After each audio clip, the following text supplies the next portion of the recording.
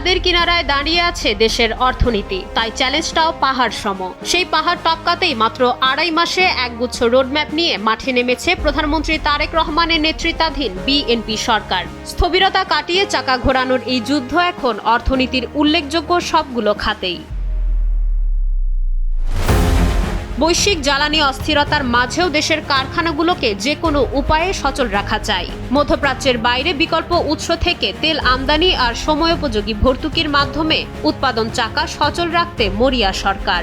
লক্ষ্য, যোগান আর চাহিদার কোনো ঘাটতি যেন বাধা না হয় প্রবৃদ্ধিতে।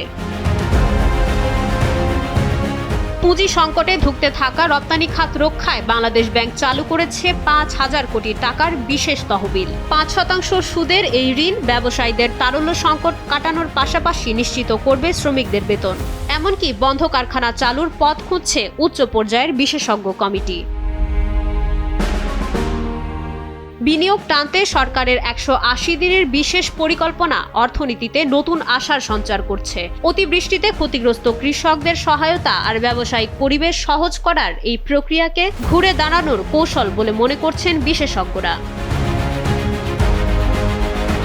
অর্থনীতির বিকেন্দ্রীকরণে উত্তরবঙ্গকে এগ্রো প্রসেসিং হাব বানানোর কাজ শুরু হয়েছে। তবে সিপিডির মতো সংস্থাগুলো মনে করিয়ে দিচ্ছে, ফ্যামিলি কার্ড বা কৃষক কার্ডের মতো সামাজিক সুরক্ষা কর্মসূচিতে স্বচ্ছতা নিশ্চিত করা জরুরি।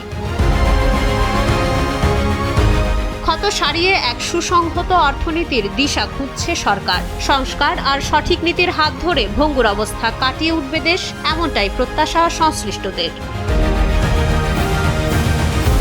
মাইশা মালিহা, সময়ের আলো।